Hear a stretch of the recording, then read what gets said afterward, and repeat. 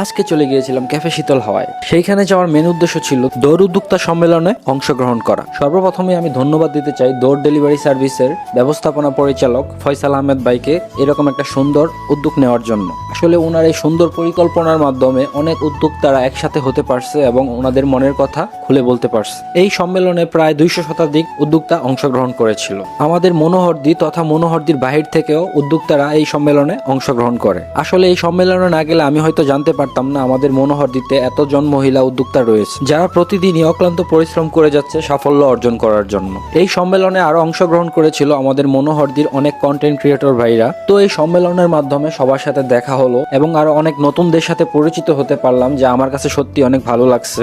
এইখানে অনেক ধরনের উদ্যোক্তারা ছিল যারা তাদের জীবনের গল্পটা সবার সাথে শেয়ার করতেছিল এবং সবাইকে উৎসাহিত করতেছিল উদ্যোক্তা হওয়ার জন্য। তো সকল উদ্দেশ্যে একটা কথাই বলবো, আপনারা সবাই মন দিয়ে কাজ করেন, ভবিষ্যতে ভালো কিছু করতে পারবেন, এই আশা ব্যক্ত রেখে আমি বক্তব্য শেষ করবো। আসসালামু আলাইকুম। তো আমার উদ্যোক্তা ভাই বোনদের উদ্দেশ্যে আমি একটা কথা বলবো, আমি সবসময় চেষ্টা করি মানুষের জন্য ভালো কিছু করার। আমার কারণে যাতে একটা মানুষের উপকার হয়, আমার দ্বারা একটা মানুষের ক্ষতি যাতে না হয়, সেই চিন্তা ভাবনা নিয়ে আমি অলওয়েজই কাজ করে থাকি। তো আপনারা যদি মনে করেন আমাকে দিয়ে আপনার কোনো উপকার হবে, তাহলে অবশ্যই আমাকে নক করবেন, আমি আপনাদের পাশে অবশ্যই আছি। তো এই দৌড় উদ্যোক্তা সম্মেলনে গিয়ে আমি বুঝতে পারলাম আসলে একজন উদ্যোক্তা হওয়া এতটাও সহজ নয়, কারণ একজন উদ্যোক্তার পিছনের গল্পটা সত্যি অনেক দুঃখজনক এবং কষ্টকর হয়ে থাকে। তো দেখতে দেখতে একটা পর্যায়ে আমরা প্রোগ্রামের শেষ পর্যায়ে চলে আসছি, এখন খাওয়া দাওয়ার পালা। খাবারের আইটেম হিসেবে ছিল ক্যাফে শীতল হওয়ার স্পেশাল দম বিরিয়ানি, যা এক কথায় বলতে গেলে অসাধারণ ছিল। সবাই মন ভরে খাচ্ছিল, কারণ এই দম বিরিয়ানির টেস্ট সত্যি অতুলনীয়। কে কে এই দম বিরিয়ানি ট্রাই করছেন অবশ্যই কমেন্টে এসে জানাবেন। তো এই ছিল আজকের মতো ভিডিও, সবাই ভালো থাকবেন